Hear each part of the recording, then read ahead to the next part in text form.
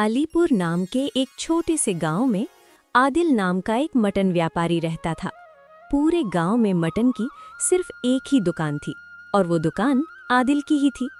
इसलिए गांव के सभी लोग मटन खरीदने के लिए आदिल की दुकान पर ही आते थे।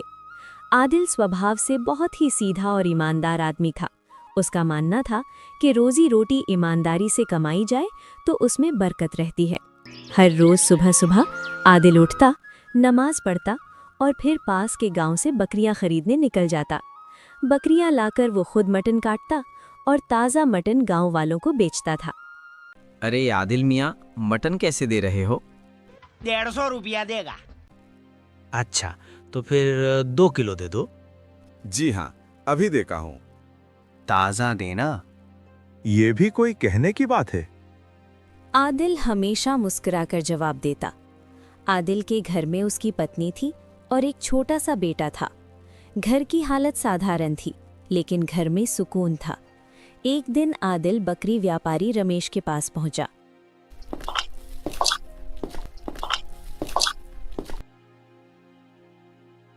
अरे आदिल, सुना है तेरा धंधा तो बहुत अच्छा चल रहा है। भैया, बस घर का खर्चा चल जाता है। अरे अब झूठ भी मत बोलो, पूरे गांव में तुम अकेले ही मटन बेचते हो। तुम तो मनमाने दाम में मटन बेच के खूब कमाते होगे और मुझसे तो सस्ते दामों में बकरियां लेकर जाते हो, तो मुनाफा तो बहुत होता होगा। नहीं भैया, ऐसा बिल्कुल नहीं है। मैं तो कम से कम दामों में मटन बेचता हूँ। मैंने गांव वालों से कभी कोई बेईमानी नहीं की है। ना अच्छा ठीक है, वो सब रहने दो। तुम्हें बस ये बताना था कि बकरियों का चारा बहुत महंगा हो गया है, तो उनकी देखभाल करने में बहुत खर्चा होगा। इसलिए आज से बकरियों के दाम भी बढ़ गए हैं। एक बकरी 4000 की मिलेगी। ठीक है भैया, आज तो फिर मैं एक ही बकरी ले जा सकूंगा। पहले की तरह 1000 की देते तो 4 बकरियां ले जा सकता था। अरे भाई, ऐसी कोई बात नहीं। अगर महंगी लग रही है तो जाओ दूसरी दुकान से ले लो। ये कहकर रमेश हंसने लगता है और आदिल एक बकरी लेकर घर वापस आ जाता है। पत्नी कहती है, अरे बाकी की बकरियां कहाँ हैं? दुकान पर ही छोड़ा है। क्या? अरे नहीं, जहां से मैं बकरियां लेता हूं उसने बकरियों के दाम बढ़ा दिए हैं, इसलिए आज ई की बकरी ला सका मैं। तो फिर आप मटन कैसे बेचेंगे? मेरा मतलब है, एक बकरी से तो बहुत कम मटन निकलेगा। हाँ, मटन तो कम निकलेगा, लेकिन वो भी बिक जाए तो बहुत बड़ी बात है। मतलब मैं समझी नहीं। पहले तो मैं कम दाम में मटन बेचा करता था, लेकिन अब जो इतनी महंगी बकरी लेकर आया हूं, तो मटन भी तो महंगा ही बेचना पड़ेगा ना। और इतना महंगा मटन पता नहीं गांव वाले खरीदेंगे भी या नहीं। अरे रे, ये तो बहुत बड़ी मुसीबत है। हर रोज की तरह आदिल अपनी दुकान में जाकर मटन काटने लगता है। अरे भैया, 1 किलो मटन तोल दे देना जी।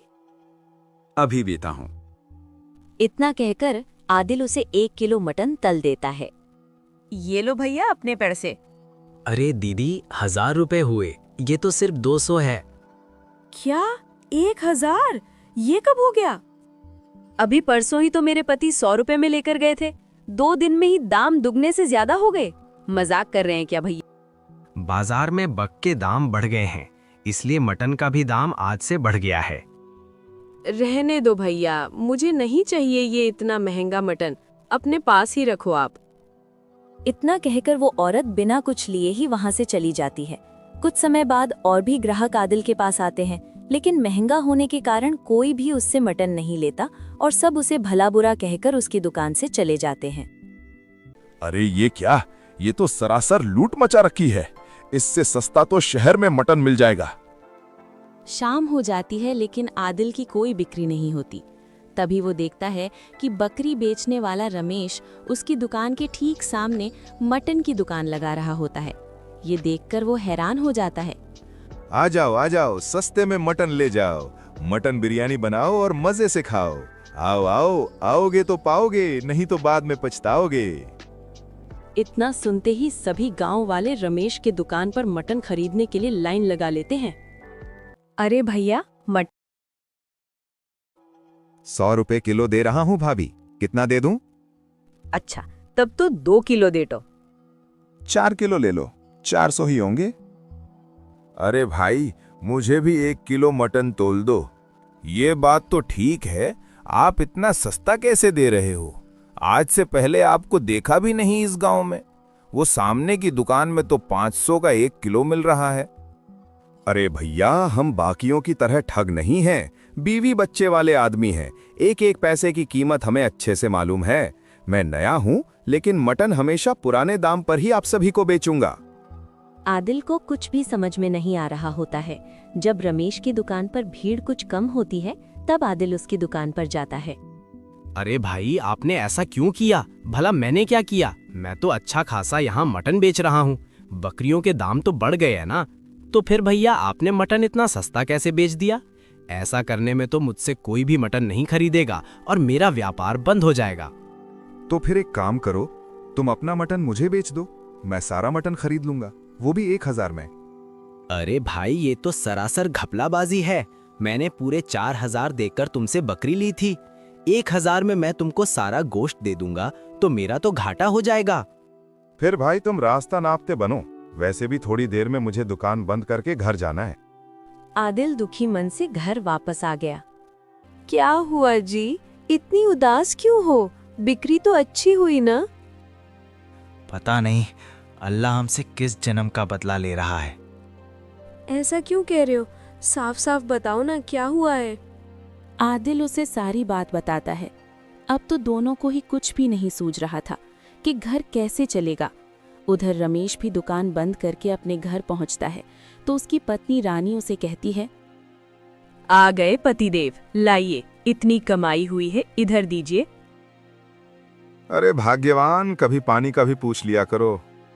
ज्यादा मच मत करो, रानी नाम है मेरा। नौकरों वाले काम कराने हो तो इतना कमाओ कि घर में नौकर जाकर रख सको।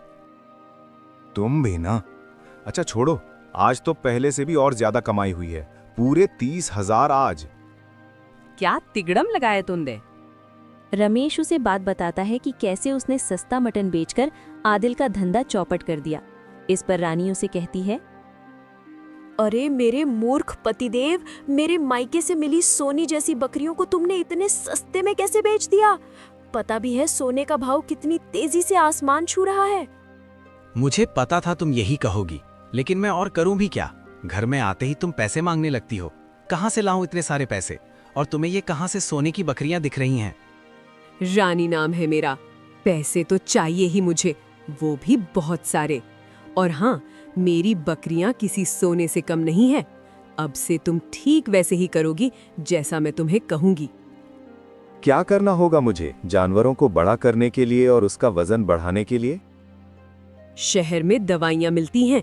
अब से हम सस्ते दाम में बकरी के बच्चे को लाएंगे और उसे दवाइयाँ खिला खिलाकर बड़ा कर देंगे और उसी के मटन को गांव के बाजार में बेचेंगे। बकरी का वजन बढ़ेगा तो मटन बेचने में और भी मुनाफा होगा। समझे मेरे उल्लू पतिदेव? अगले दिन से रमेश छोटी बकरियों को इंजेक्शन लगाकर बड़ा कर देता है, जिससे कुछ दिन में ही वो काफी बड़ी और भारी भरकम हो जाती हैं। गांव में किसी को भी रमेश की इस हरकत का पता भी नहीं चलता और वो बेफिक्र होकर उसकी दुकान से सस्ते दाम पर मटन खरीदते हैं। उधर आदिल का मटन का व्यापार बंद हो गया था, इसलिए वो मजदूरी करने लगा। कुछ समय बाद ईद आने वाली होती है तो आदिल रमेश की दुकान पर मटन खरीदने के लिए आता है।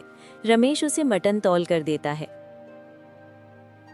अरे ये क्या, मैंने तो 1 किलो आपसे मांगा, पर ये तो बहुत कम है।